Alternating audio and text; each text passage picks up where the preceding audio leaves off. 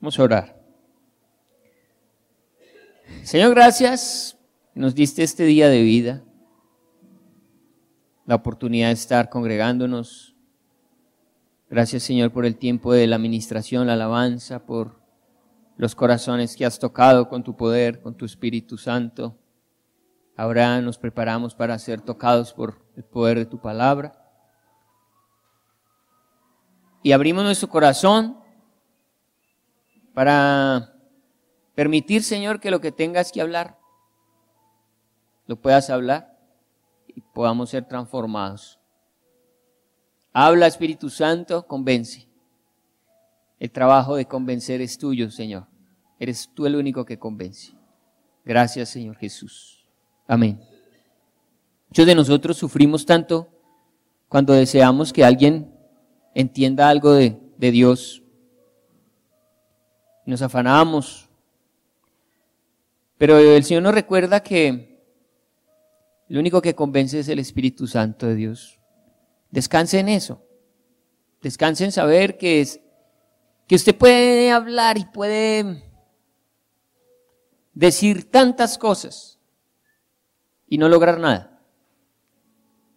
Solo deje que el Espíritu Santo lo haga. El Espíritu Santo va a convencer, va a transformar. El Espíritu Santo es el que hace la obra. ¿Qué fuera la iglesia sin el Espíritu Santo? Realmente yo creo que sería imposible que las verdades de Dios pudieran ser entendidas en el corazón del hombre, si no fuera por su Espíritu. 1 Corintios 4, nos preparamos para terminar en la primera parte de Corintios que tiene que ver con uno de los problemas de esta iglesia, que eran las divisiones. Capítulo 4 concluye el tema de las divisiones en medio de la iglesia. Y podemos, para este momento, resumir lo que hemos aprendido en 5 pequeños puntos. Hemos visto en estos 4 capítulos con lo que veremos hoy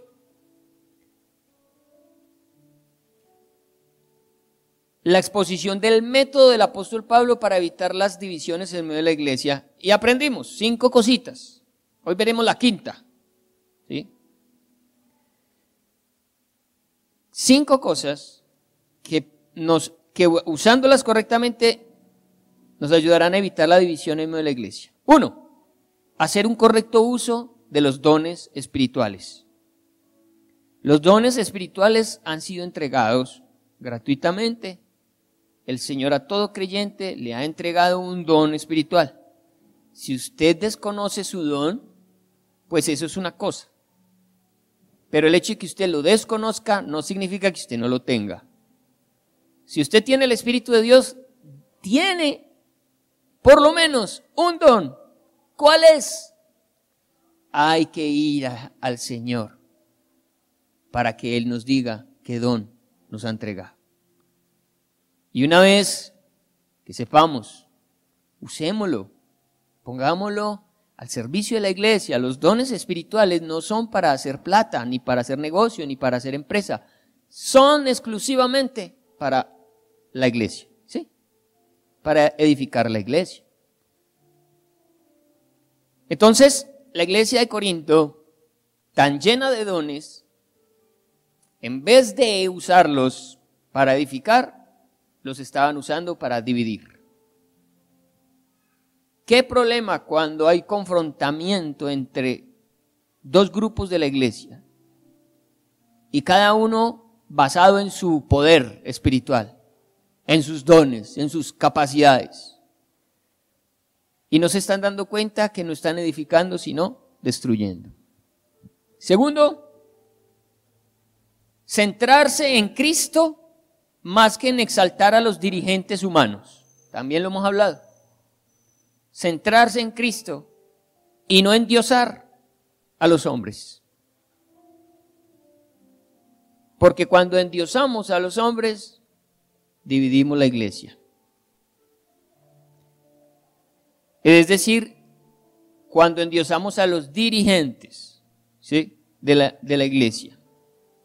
Tercero, reconocer el centro de la verdadera sabiduría. Hablamos de la sabiduría, ¿lo recuerdan? Que la sabiduría del mundo no se compara con la sabiduría de Dios. Y que la verdadera sabiduría, o el secreto más profundo de la sabiduría, era Cristo y este crucificado. De manera que si entendemos eso, y comprendemos que esa es la sabiduría, evitaremos las divisiones. Cuarto, reconocer la igualdad fundamental. Reconocer la igualdad fundamental y humilde posición de todos los cristianos. Todos los cristianos. Estamos en un mismo nivel a los ojos de Dios.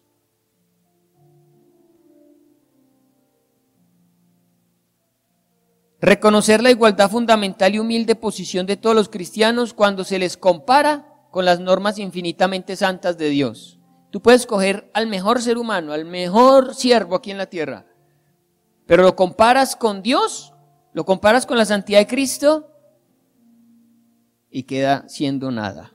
Por lo tanto, todos nosotros estamos en igualdad de condiciones. Y quinto, que vamos a ver hoy,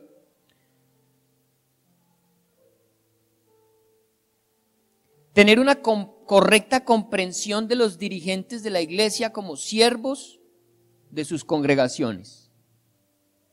Es decir, todos somos iguales ante Dios, pero hay una realidad. El Señor ha puesto a dirigir la iglesia a ciertas personas. Pero necesitamos tener una correcta comprensión de cómo relacionarnos con las autoridades. Porque aunque estamos en igualdad de condiciones, no podemos dos cosas, los extremos. Recuerde que siempre llegamos a extremos. Pasa mucho. Como cristianos nos vamos a los extremos. Un extremo, idolatrarlos. Y el otro extremo, despreciarlos. Ay, ¿yo por qué le voy a hacer caso si él es igual que yo? ¿Ha escuchado eso? Es que se cree más que yo, que me va a mandar o que me va... Espere porque el tema de hoy tiene que ver con eso. No es ni lo uno ni lo otro, es el equilibrio. Es un punto medio. Busquemos el equilibrio. Bien, entonces, partiendo de eso, arranquemos el último capítulo que habla acerca de las divisiones, para luego entrar en un capítulo nuevo que tiene que ver con la inmoralidad sexual, que era otro problema de la iglesia de Corinto. Una belleza esta iglesia, ¿no? Dice, 1 Corintios 4:1, así pues, téngannos los hombres por servidores de Cristo y administradores de los misterios de Dios. Él ya ha venido diciendo que no está bien que la iglesia diga, yo soy de Pablo, yo soy de Apolo, yo soy de Cefas. Porque Cristo no está dividido, porque ninguno de ellos dio la vida por la iglesia. Pero Él aquí está dándonos ya el punto medio y dice, sin embargo, ténganos los hombres por servidores de Cristo. Y la palabra servidor de Cristo aquí, en un término bien paisa, bien conocido por todos nosotros, es lo que ya se llama en una finca el agregado. ¿Qué es el agregado en la finca? Es el que manda como si fuera el dueño, pero no es el dueño. El agregado tiene las llaves de todo, tiene el manejo de todo en la finca, da las órdenes a los demás empleados, pero él no es el dueño. Y a él lo van a llamar a cuentas. Si algo pasa en la finca, llaman es al agregado, a la persona a la que se le encomendó la administración de la finca. Entonces el término aquí, para que lo entendamos nosotros, nuestro contexto, ¿cierto? Servidores de Cristo y administradores de los misterios de Dios, es eso.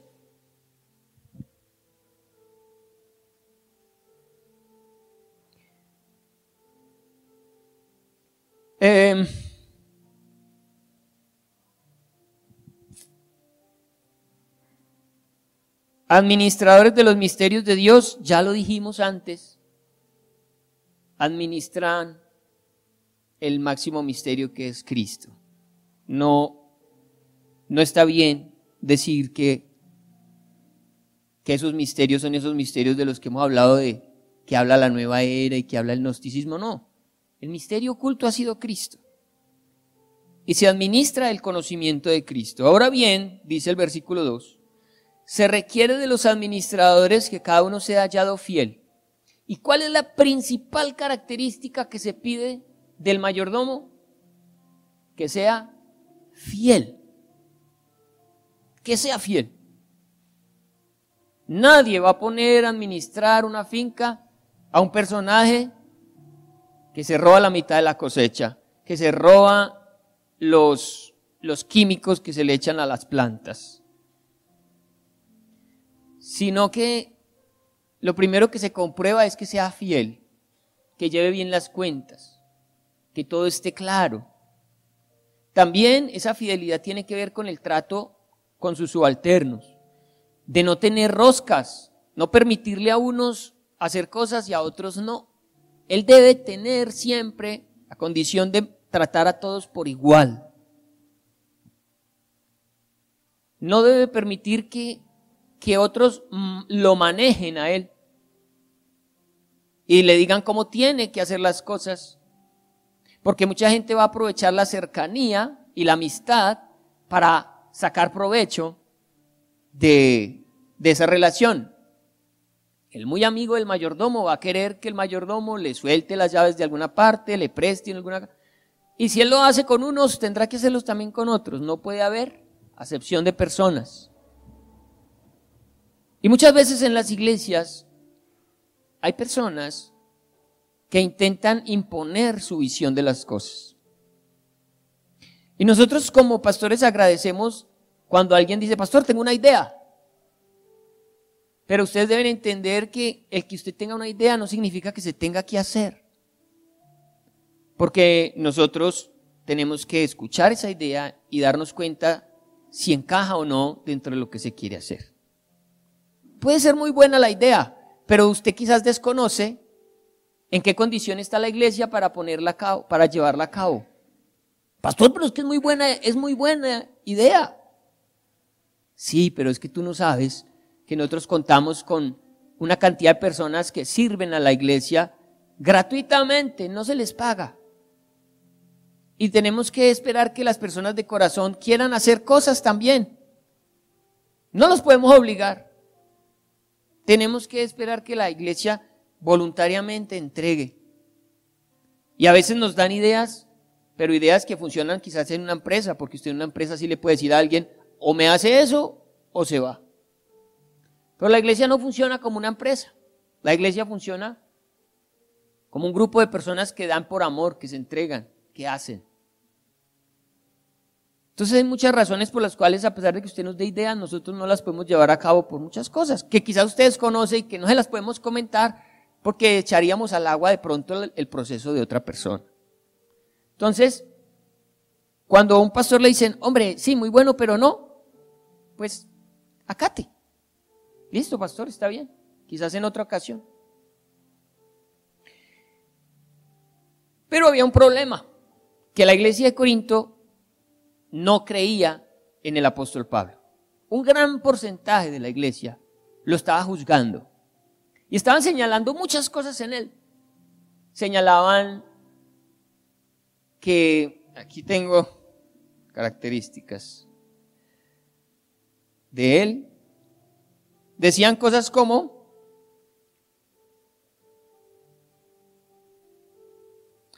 la opinión de los corintios acerca de Pablo es que era un mentiroso. Sus cartas son duras y fuertes, pero en persona no impresiona a nadie y como orador es un fracaso. Mucho no había nada, mal predicador, no, la presencia no impresionaba a nadie, o sea que tenía más presencia un martillo de bola. que era muy guapito a la hora de escribir, pero que en presencia no era capaz de decir las cosas, en fin, y que era un mentiroso, porque les había prometido en ocasiones que iría a visitarlos y no había podido ir. Entonces se levantó un juicio contra él, y por eso él está necesitando explicar el tema. Y dice el versículo 3, yo en muy poco tengo el ser juzgado por vosotros, o por tribunal humano, y ni aun yo me juzgo a mí mismo, porque aunque de nada tengo mala conciencia, no por eso soy justificado, pero el que me juzga es el Señor. Él dijo, vea, mi conciencia no me está juzgando de que yo estoy haciendo mal las cosas con ustedes. Pero aunque mi conciencia me engañe, yo sé que Dios me va a juzgar al final de los tiempos. Y aún así yo espero en ese juicio, que Él me juzgue. Pero necesito, les dijo, iglesia, que ustedes entiendan el por qué yo actúo como actúo y que se coloquen en la posición correcta en torno a mi ministerio, dice el apóstol. En torno al juicio, notan ustedes, yo en poco tengo el ser juzgado. Creo que hay algo que en medio de la iglesia no se ha entendido acerca del juicio. Porque creo que lo único que usted y yo, por regla general, manejamos siempre en torno al juicio es el versículo que dice, no juzguéis para que no seáis juzgados. Entonces, muchos han aprovechado ese versículo para evitar ser juzgados en medio de la iglesia. No. ¿Qué me va a venir usted a decir? Mire primero el tronco que usted tiene en su ojo y antes, mírelo antes de quitarme a mí la paja que tengo en el mío. Pero iglesia, déjeme decirle que el juzgar hace parte de las funciones que tiene la iglesia de Cristo. Y hay cosas que nosotros tenemos que juzgar. ¿Qué tal que no? Entonces muchos que les gusta hacer lo que quieren se escudan en eso. No, a mí que nadie me diga nada porque no se puede juzgar. Es pecado juzgar. No juzguéis para que no seáis juzgados. Bueno, más adelante vamos a tratar ese tema, pero acompáñenme rápidamente un poquito al capítulo 5 de Corintios. 1 Corintios 5, no es sino que mueva la hojita, versículo 3. ¿Qué dice ahí el apóstol? Dice, ciertamente yo como ausente en cuerpo, pero presente en espíritu, ya como presente, ¿qué he hecho? He juzgado al que tal cosa ha hecho. Hay una autoridad que tiene la iglesia para juzgar acciones de los miembros de la iglesia. Es bíblico llamar a cuentas, es bíblico juzgar. Más adelante, el capítulo 6, en el versículo 2, dice, ¿o no sabéis que los santos han de juzgar al mundo? Y si el mundo ha de ser juzgado por vosotros, sois indignos de juzgar cosas muy pequeñas. ¿O no sabéis que hemos de juzgar a los ángeles? ¿Cuánto más las cosas de esta vida? Iglesia, vamos a juzgar a los ángeles. Pero también tenemos autoridad para juzgar cosas en esta vida. El problema ha sido la falta de amor. ¿Por qué el apóstol puede juzgar? Porque él los ve a ellos como a hijos. ¿Un padre acaso no hace eso en la casa? ¿Acaso cuando llama a un hijo le dice, lo juzga y le dice, lo que hiciste estuvo mal? Ahí lo juzgó. Pero no solamente lo juzgó, viene una condena. Hágame el favor, traiga la correa. Y se lleva a cabo un juicio, se lleva a cabo un juicio completo. Hubo un juicio y hubo una condena. ¿Por qué a un padre se le permite hacer eso? Porque un padre ama. Porque se sabe que lo que está haciendo es por el bien de ese hijo. Cuando hay un siervo, un servidor de Cristo que ama a la iglesia, esa persona está en condiciones de juzgar actitudes y cosas y pecados de la iglesia. La autoridad que se la entrega, el amor. Usted es autoridad de las personas que usted ama. No hay nada que dé más autoridad que el amor. Fracasamos a la hora de juzgar porque cuando juzgamos no nos mueve el amor. ¿Nos mueve qué? La rabia, las ganas de sacarnos el clavito. Esa es la clase de juicio que Dios evita que usted y yo levantemos. Pero cuando de por medio hay una paternidad, un amor de padre, usted puede juzgar una condición y Dios lo respalda, como pasó aquí y como lo veremos más adelante con más detenimiento. Entonces sigamos ahí y vamos en el versículo, vamos para el 5. Así que no juzguéis nada antes de tiempo hasta que venga el Señor, el cual aclarará también lo oculto de las tinieblas y manifestará las intenciones de los corazones. Entonces cada uno recibirá su alabanza. Entonces Él les está diciendo, porque está detectando en ellos que no hay un corazón sano para juzgar, y les dice, más bien, ¿por qué no esperan? Porque habrán cosas que no se van a saber sino hasta el final de los tiempos. Y es verdad, iglesia.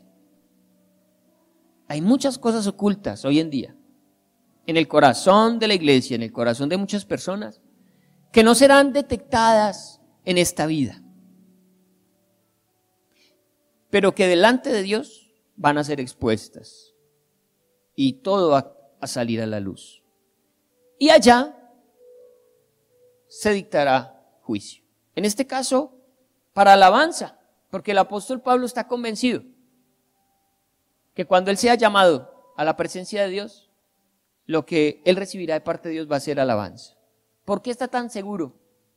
Porque él siente amor por la iglesia, porque él se entregó por esa iglesia, porque él tuvo que viajar kilómetros y kilómetros arriesgando su vida en cárceles, en azotes, en hambres, solo por llevar el evangelio. Por eso él no se siente culpable de lo que lo están juzgando. Él tiene una evidencia en su corazón de que lo ha movido es el amor. Pero esto, hermanos, lo he presentado como ejemplo en mí y en Apolos por amor de vosotros. Es decir, que él se usó a sí mismo y usó a Apolos para que la iglesia entendiera que estaban dividiéndose entre ellos, que estaban haciendo las cosas mal y que la forma de verlo era que miraran cómo estaban tratando a Pablo y cómo estaban tratando a Apolos. Si entendían ese ejemplo, se podían estar dando cuenta entonces cómo se estaban tratando entre ellos. Pero esto, hermanos, lo he presentado como ejemplo en mí y en Apolos por amor de vosotros, para que en nosotros aprendáis a no pensar más de lo que está escrito, no sea que por causa de uno os envanezcáis unos contra otros. ¿Y qué quiere decir esto de no pensar más de lo que está escrito? Él les quiere decir básicamente que sus acciones y sus juicios sean bíblicas, que se sujeten a lo que la palabra enseña.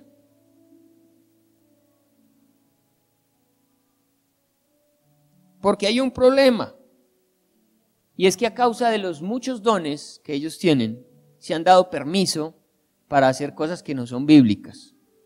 Y eso los ha llevado a envanecerse unos contra otros. Aquí vuelve y señala el problema de que hay unos que se creen más que otros por los dones que tienen. Y qué peligro es cuando, ¿verdad? Cuando alguien en la iglesia tiene un don y lo ejercita y Dios hace cosas. Ora por los enfermos y se sanan. Y esa persona ante la iglesia queda como alguien muy espiritual.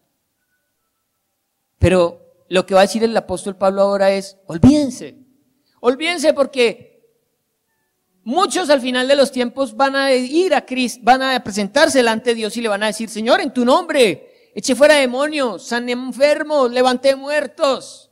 Y el Señor le va a decir, nunca te conocí. Los dones no necesariamente están hablando acerca de que eres completamente espiritual. Tienes apenas una porción. Pero hay más cosas en la vida cristiana que te hacen ser un verdadero cristiano. ¿Qué ha dividido a la iglesia? La gente con los dones. Ha sido eso. Ha sido que se ha visto el respaldo de Dios sobre una persona y otros lo han visto también. Y cuando esa persona decide tomar una posición, los demás lo siguen por la manifestación del don que tiene. Y estos se estaban comiendo los unos a los otros a causa de eso, del mal uso de los dones. Por eso dice el versículo 7, porque ¿quién te distingue o qué tienes que no hayas recibido? Y si lo recibiste, ¿por qué te glorías como si no lo hubieras recibido? Si venga, ¿acaso usted tiene ese don porque usted trabajó por él? ¿A usted le costó dinero, esfuerzo? ¿Acaso le dieron el don porque usted era mejor que otros? Dice el apóstol Pablo, no. Ninguna de esas cosas. Pero ¿quién te distingue? ¿O qué tienes que no hayas recibido? ¿Qué te hace diferente de otro? Es lo que significa quién te distingue. ¿Por qué te crees más especial y más importante que otro? Porque tienes un don. ¿Acaso ese don lo produjiste tú mismo? No, te lo dieron. Te lo dieron, es ajeno, es de Dios. Te lo pusieron a administrar. Y si lo recibiste, ¿por qué te glorías como si no lo hubieras recibido? ¿Por qué te sientes más que otros? Porque puedes orar en lenguas, porque puedes profetizar, porque puedes orar por un enfermo y se sana. Eso está dividiendo la iglesia. Eso hace que unos pastores se sientan más pastores que otros y se terminen proclamando apóstoles. Y hace que las iglesias de un lado no se hablen con las iglesias de otro lado. Y que se crean mejores iglesias que otras. ¿Saben? ¿Qué se le pide al siervo? Que sea ¿qué? Fiel. No que sea exitoso. Porque siempre hablamos, si alguien está con el Señor, se le tiene que ver en su éxito. Entonces, si la iglesia es una mega iglesia, entonces ese hombre es espiritual. Pero ¿sabe? La Biblia no pide éxito. No se mide por la calidad del servidor por el éxito que tenga.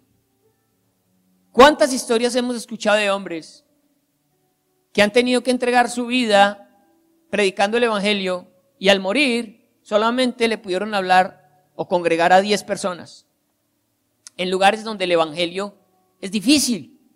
Si lo midiéramos por el éxito, diríamos fracasó. 10 personas. Pero vaya a ver quién se le quiere medir a una situación de esas, en donde se necesita ser fiel, donde se necesita abrir la puerta de un local y ver que llegaron 2 personas y predicarle a 2 personas como si fuera un estadio. Esa es la gente fiel. El Señor busca es fidelidad, no éxito.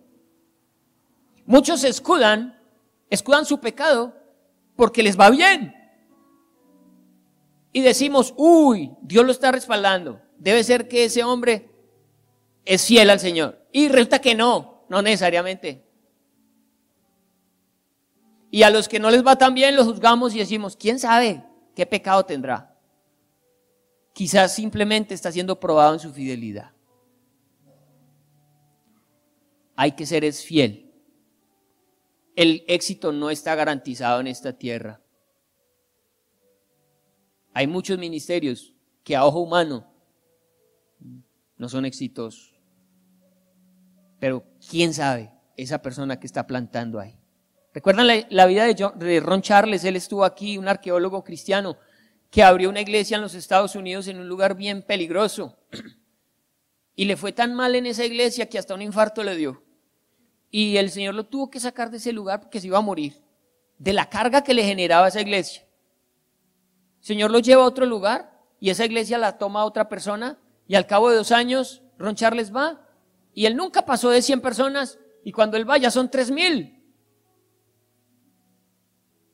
Pero las personas de ese lugar y el pastor de ese lugar cuando lo vio entrar le dijo, pastor, gracias, porque usted sembró aquí una semilla que hoy está dando fruto. Y Ron Charles no lo veía. En su tiempo, él salió de ese lugar infartado y sintiendo en su corazón que había fracasado. sin darse cuenta que había sembrado una semilla que estaba dando fruto en un lugar donde la iglesia que se congregaba ahí era de la peor calaña: drogadictos, prostitutas, ladrones, zampones, lo peor.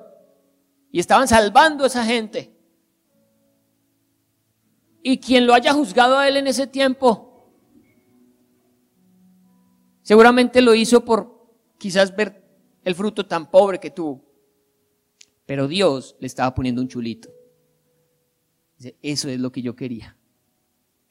Así es como funciona. Pero esta iglesia de Corinto buscaba el éxito y juzgaba por el éxito. Pero recuerden, el Señor busca de nosotros fidelidad. Ser fieles. Nos desinflamos muy fácil. Empezamos un ministerio ahorita con los grupos pequeños. Quizás nos vamos a llevar momentos duros en los que citemos a alguien y nadie vaya.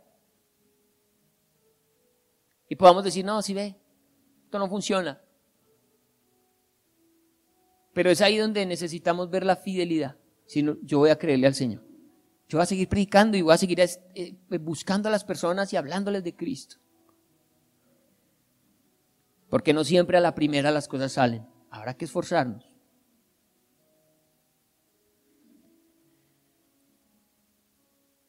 Ocho. Y aquí va a usar un tono sarcástico. Porque había un triunfalismo exagerado en la iglesia de Corinto. Cuando se habla de un triunfalismo exagerado, cuando se pretende vivir todas las bendiciones mesiánicas y las promesas mesiánicas en esta tierra, no podremos vivir a plenitud las promesas mesiánicas en esta tierra, no, porque están reservadas para la eternidad. Aquí, si acaso, una pequeña porción. Pero la iglesia no está para disfrutar en esta tierra las promesas mesiánicas en su plenitud.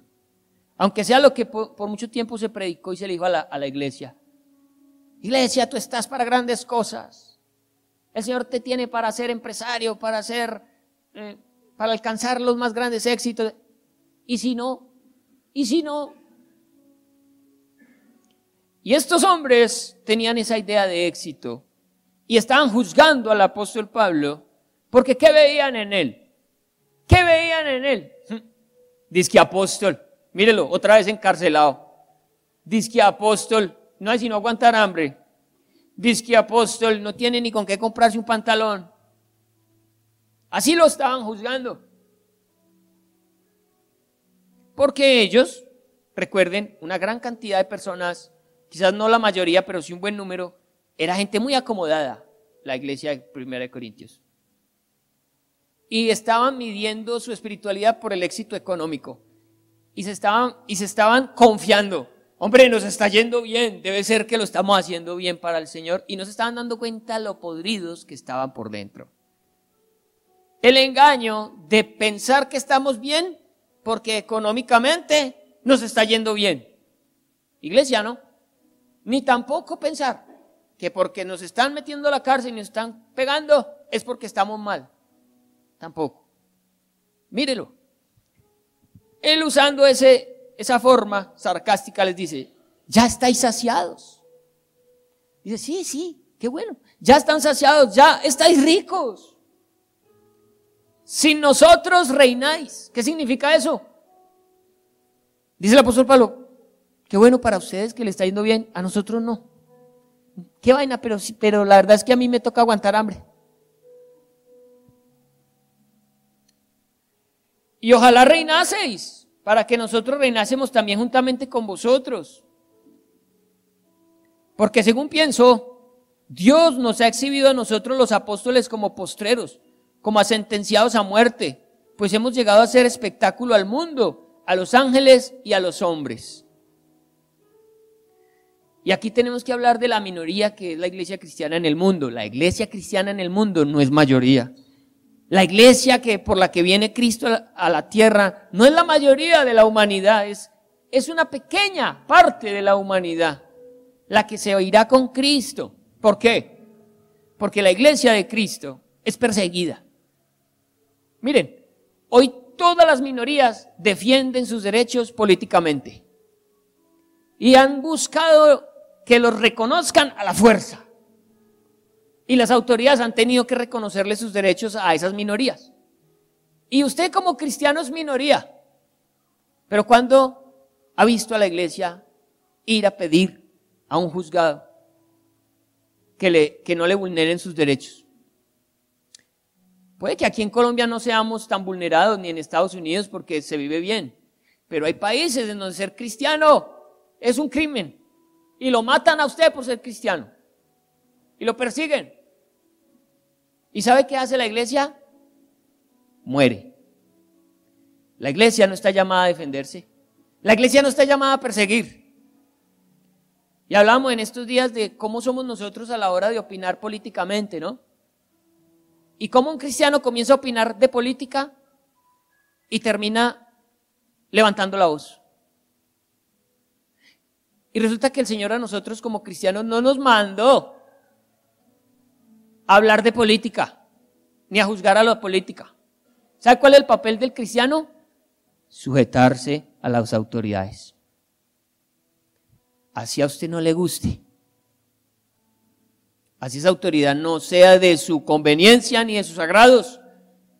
El Señor a la iglesia le dice, sujétese. No le dice demande, no le dice cosas como esas. Creo que nosotros la embarramos como cuando cristianos empezamos a levantar la voz y a opinar. Ahí es cuando damos papaya y nos van a señalar. ¿Por qué? Porque vamos a estar hablando de nuestra conveniencia personal y no vamos a estar mostrando a Cristo. Cristo, cuando fue juzgado, guardó silencio, cerró su boca como oveja, fue llevado al matadero, no dijo nada, se dejó matar sin defenderse. Pero hoy en día los cristianos hasta pistola cargamos. Y el cristiano ha sido llamado a morir, no a matar. Ha sido llamado a ser perseguido, no a perseguir. Esa es la naturaleza del cristiano. Si a usted no le gusta, entonces analice bien, porque la Biblia no nos está dando otra opción. El apóstol Pablo lo está diciendo. ¿Cómo nos ve el mundo?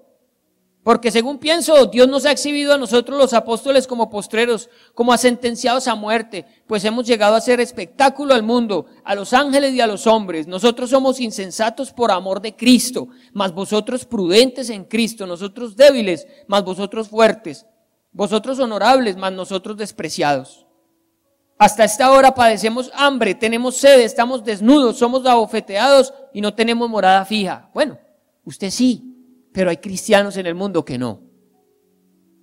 Y alguien decía, ¿qué le pasaría a la iglesia occidental, que somos nosotros, donde fuéramos perseguidos de esa manera? ¿Cuántos quedarían en la iglesia? ¿Cuántos se seguirían congregando? Cuando nos persiguieran como persiguen a la iglesia en otra parte del mundo. Sería terrible lo que veríamos. Porque hoy en día, por el solo hecho de que alguien no puede tener un noviazgo con otra persona porque la Biblia se lo prohíbe, prefiere irse de la iglesia. Ahora, ¿qué tal que lo estuvieran persiguiendo para matarlo? Pero estos corintios estaban muy orgullosos de su éxito.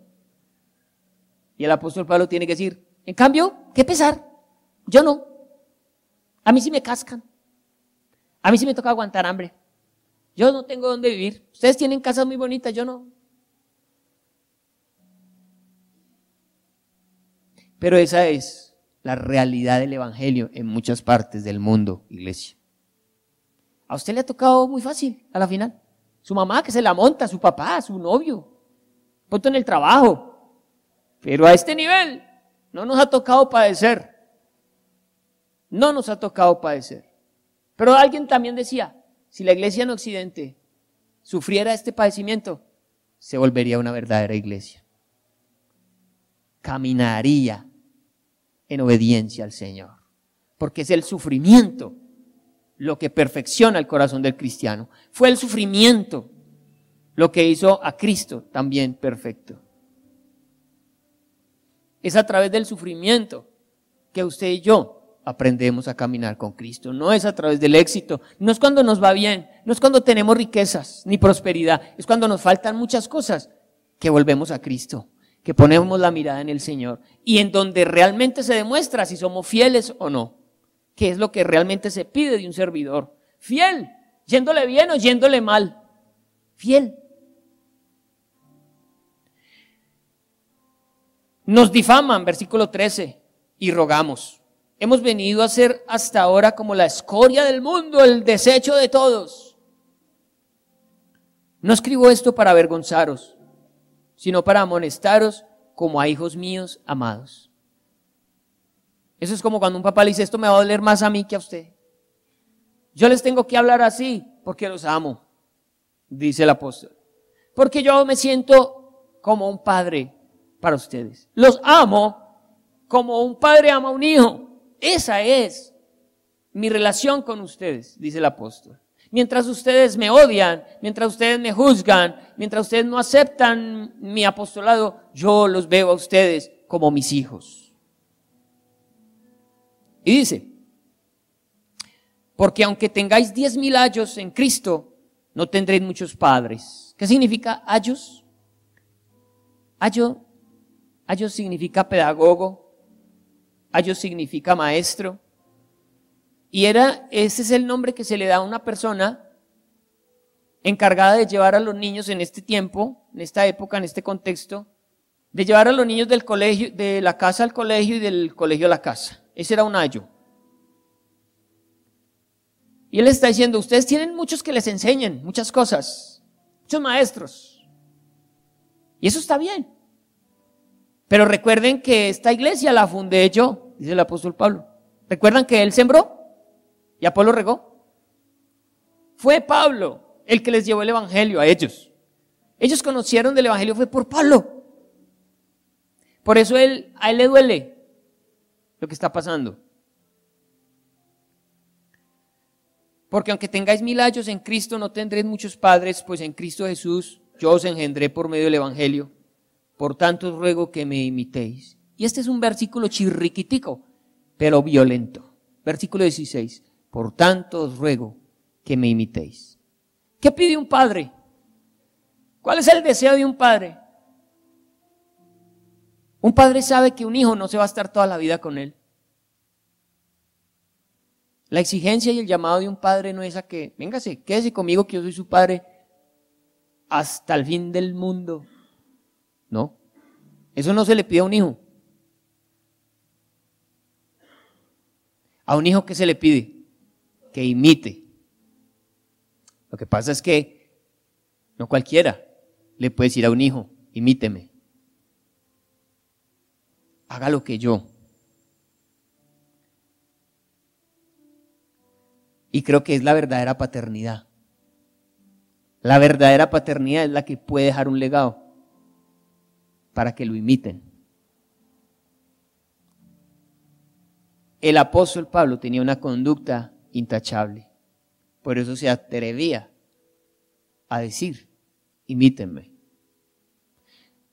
Cuando usted y yo llevemos el evangelio, no lo hagamos como los corintios, con palabras, ni siquiera con manifestación de dones espirituales. Tenemos que llevarlo con nuestra conducta.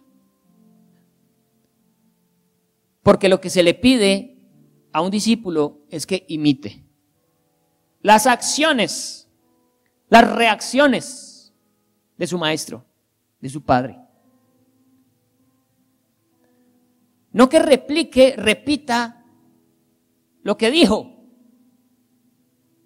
sino que imite su comportamiento. Tú tienes que vivir de tal manera que el que te vea te pueda imitar y al imitarte esté siguiendo a Cristo. No vivas como quien solo habla y predica, pero que su vida no demuestra santidad. Tienes que estar en condición de decirle a otro, imíteme. Haga lo que yo. Esa es la verdadera y genuina paternidad.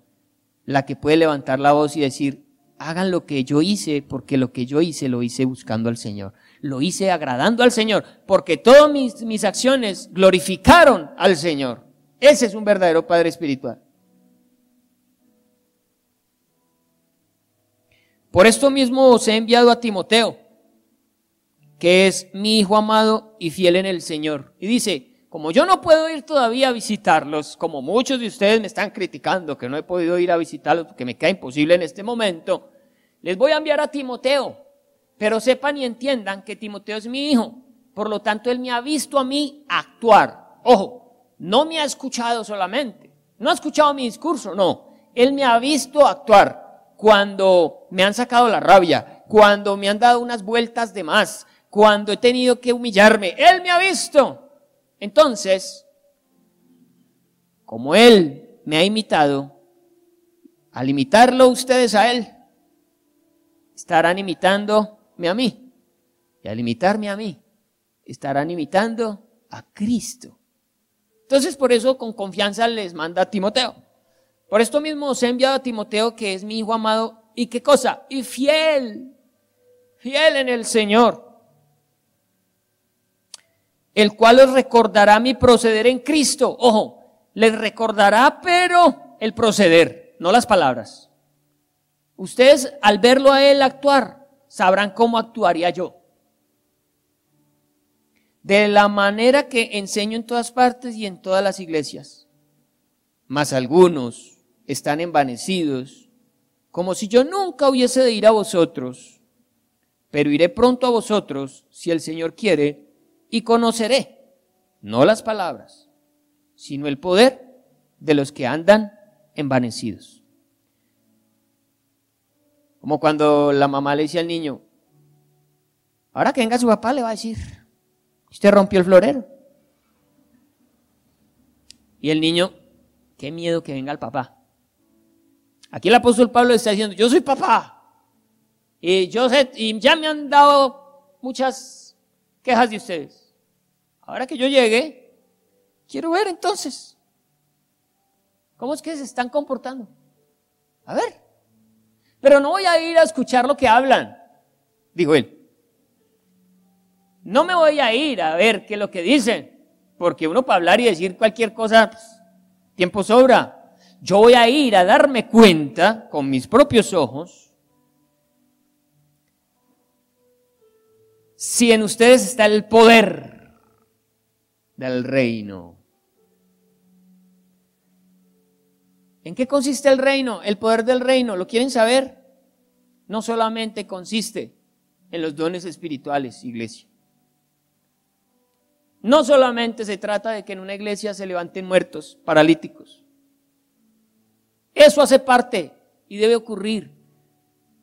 Y en la medida en que nosotros busquemos al Señor, en medio de nosotros aumentarán los milagros y aumentará el uso de los dones. Pero no es la manifestación única y principal del poder del reino de los cielos. Ese poder tiene que ver con los que anotan.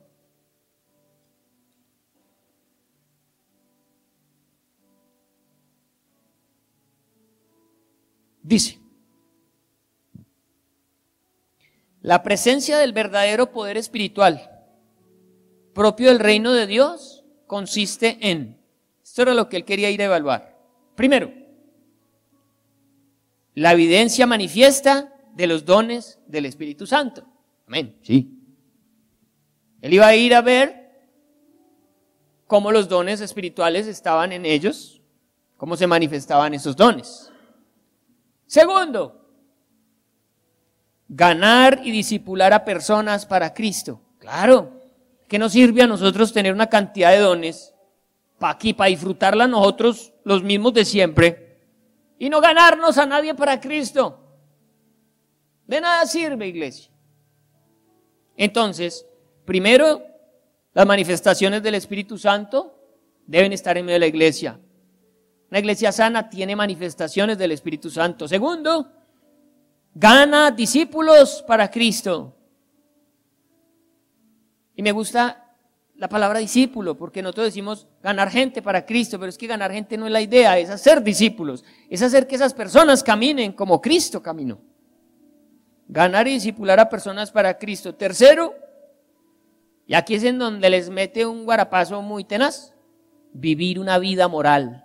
Vivir una vida moral. Yo voy a ir a verlos y voy a ver cómo funcionan esos dones, voy a ver qué tantas personas ganan para Cristo, pero voy a ver la vida moral que ustedes tienen.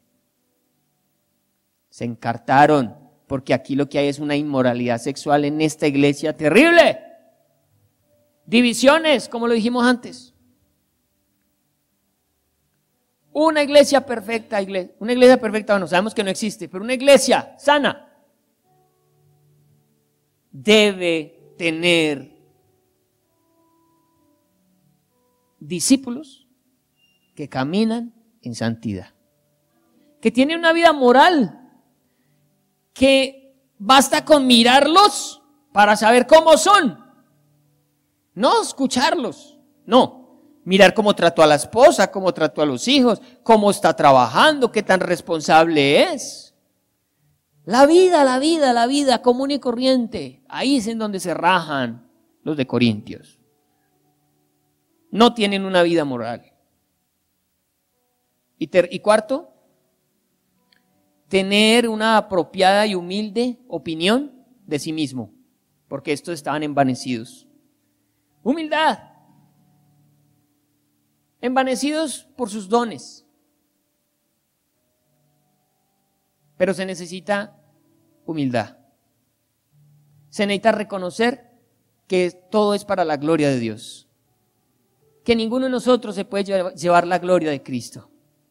Que si por medio de ti el Señor hace un milagro, nunca te lo achaques a ti mismo, ni a tu relación espiritual.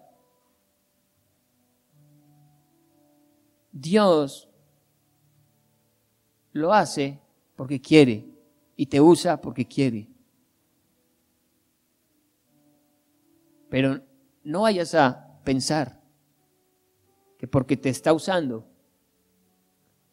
está siendo aprobado por Él. Recuerden que una cosa es tener el respaldo de Dios y otra cosa es ir en pos de Dios. El respaldo de Dios es que Dios respalda su palabra, y si Él dijo que en el nombre de Jesús echaba fuera demonios, así va a ser, porque Él respalda. Pero tú no te tienes que conformar con que te respalde, tú tienes que ir en pos de Él. El respaldo significa que Él está detrás de nosotros. Ir en pos significa que yo voy detrás de Él. Y es eso, es ir detrás de Él. Es pisar donde Él ha pisado.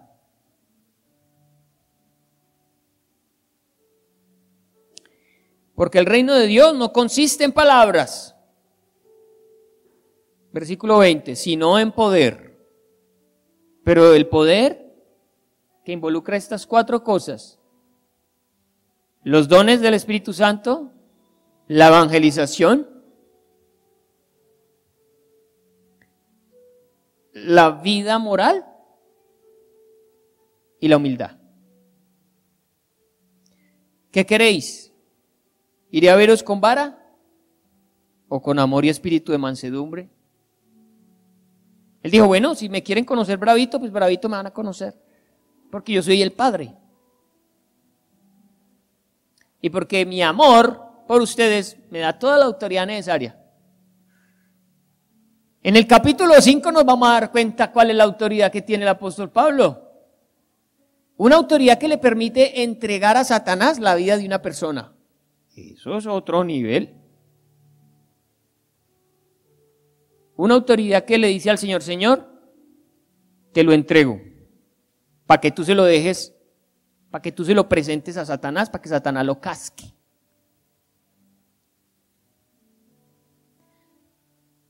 Hasta allá llega la autoridad apostólica, la autoridad paternal.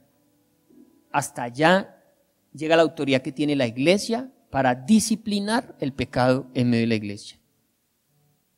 Eso lo veremos en el capítulo 5. Amén. Pongámonos de pie.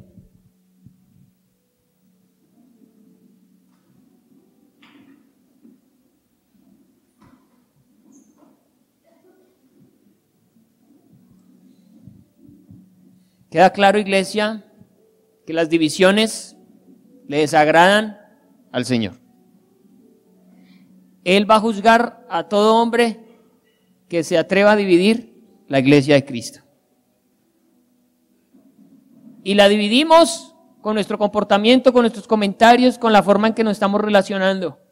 ¿Sabe qué es dividir la iglesia? Es hacer que alguien me tenga que dejar de hablar. O yo dejar de hablarle a alguien. O de relacionarme con alguien, con una porción de la iglesia.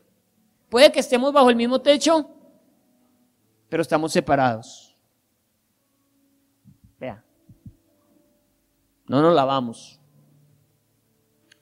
Debemos ponernos muy juiciosos a evitar las divisiones. De ahí que nosotros queremos tanto estas vigilias unidas, porque creemos que Dios las usa para unir a la iglesia de Cristo en Manizales. Creemos que Dios las usa para que ninguna iglesia se crea más que otra, porque tenga más miembros, porque tenga el edificio más bonito, porque tenga el ministerio de alabanza más grande, porque tenga la economía más sólida. Se tiende a pensar, somos la mejor iglesia de la ciudad por esto y esto y esto. Iglesia solo hay una, el cuerpo de Cristo es uno. Y estas vigilias llevan ese mensaje. Tenemos que ser uno en Cristo. Por eso no deje de asistir a todas las vigilias que nos inviten, vamos a tratar de estar. ¿Por qué? Porque Jesús dijo, procuren la unidad. Procuren la unidad, procúrenla. Así sabrá el mundo entero que yo los envié. Pero hoy el mundo entero que dice, cristianos. Y creen que un mormón es un cristiano, que un testigo de Jehová es un cristiano. La gente no sabe por la cantidad de divisiones que tiene la iglesia. No saben si ser bautista es lo mismo que ser presbiteriano, que ser de la alianza. No saben. Ellos creen que todos son distintos. Pero a los ojos del Señor somos una sola iglesia. Somos bautistas, pero solamente una partecita del cuerpo de Cristo. Padre, gracias, Señor, por tu palabra. Un tiempo para reflexionar en torno a nuestra actitud en medio de la iglesia. Si realmente somos de aquellos que nos escudamos en nuestro éxito para decir que todo está bien en nuestras vidas. O para juzgar a alguien que le está yendo mal y señalarlo de que no está obedeciendo tu palabra. Por eso el apóstol dice, no juzguen nada antes de tiempo. No se vayan a llevar sorpresas. En el cielo nos vamos a llevar muchas sorpresas, porque vamos a ver a gente que no pensábamos que iba a ir al cielo. Porque no vamos a ver a gente que creíamos que iba para el cielo. Y porque nos vamos a ver a nosotros en el cielo. Solamente al final de los tiempos se conocerán las intenciones de muchos corazones. Pero tú atiende la palabra hoy. Y debes comprender que si tienes un don, una capacidad en Dios, no te puedes ufanar de eso, porque eso no lo adquiriste tú con tu esfuerzo, te lo dio el Señor. Segundo, úsalo para hacer crecer el cuerpo de Cristo. Predica la palabra, usa ese don para que otros crean en Cristo. Tercero, vive una vida moral. Los mandamientos son reglas morales y están vigentes. El único mandamiento que no es vigente para nosotros es el de guardar el día de reposo o el sábado. Y el apóstol Pablo ante esto dijo, todos los días son santos para el Señor. Todos los días yo los debo vivir para Cristo. Yo no debo esperar solamente un sábado Cuando sé que un lunes, un martes, un miércoles, cualquier día de la semana, yo glorifico al Señor con mi vida, con mis pensamientos, con mis acciones. Procura ser un cristiano de testimonio, no de palabras. Que como decía el apóstol Pablo, seamos dignos de imitar. ¿Será que te pueden imitar? ¿Pueden imitar tu matrimonio? ¿Pueden imitar cómo tratas a tu esposo, a tu esposa, a tus hijos? ¿Pueden imitarte en el trabajo? ¿Eres un buen empleado? ¿Haces las cosas bien? ¿Llegas a tiempo? ¿Entregas los informes? ¿Entregas el dinero? ¿En tu vecindario, tu casa, tu familia es digna de imitar? La gente que dice de ti, de tu casa, de tu familia. Porque eso es lo que ellos ven. No lo que tú predicas, sino lo que tú eres. ¿Cómo te comportas? ¿Eres humilde? ¿Reconoces que estás en igualdad de condiciones con todos tus hermanos? ¿Que no eres superior a nadie? ¿Que el Señor no te ama más a ti? Él no hace acepción de personas, Él nos ama a todos por igual, somos hijos. Todos tenemos los mismos derechos.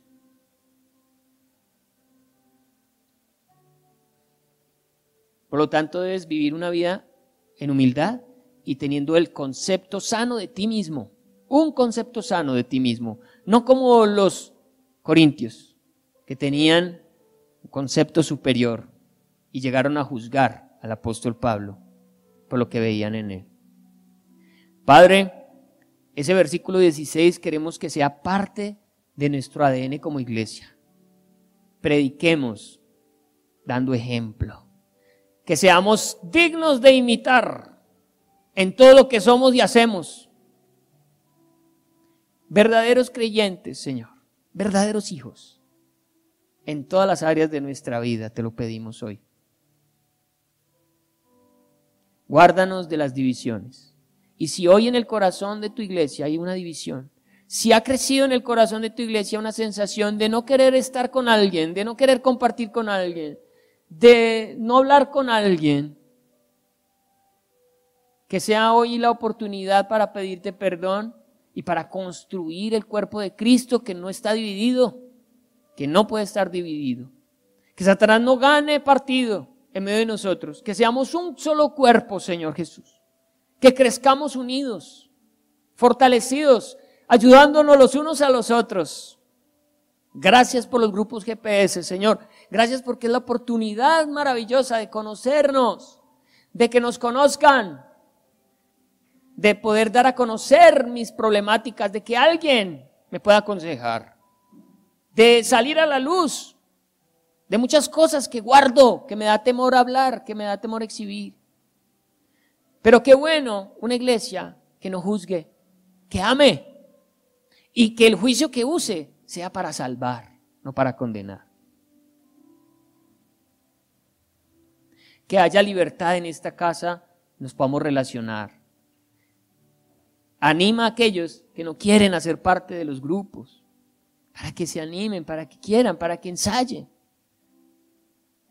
No debe ser malo compartir juntos cuando tu palabra nos lo enseña. No basta con venir un domingo y salir y no saber ni con quién me senté. Es necesario que seamos uno en Cristo. Y oramos por la iglesia de la ciudad, porque la iglesia de la ciudad también ha sufrido las divisiones. Pastores que no quieren relacionarse con otros, iglesias que no se relacionan con otras. Nosotros no queremos ser así. Úsanos para ser una iglesia humilde, sencilla, al servicio de los demás. Que no nos creamos más que otros. Que entendamos que como nos amas a nosotros, amas las otras congregaciones. Somos hijos todos, Señor. Los que predican la sana doctrina, los que predican el nombre de Cristo, somos uno. Une la iglesia de la ciudad porque quizás es la única forma de que esta ciudad reconozca que tú eres Dios. No por las divisiones, por la unidad. Hazlo a nivel de la ciudad y hazlo aquí en esta casa en el nombre de Jesús. Gracias te damos, Señor, por este tiempo. Amén.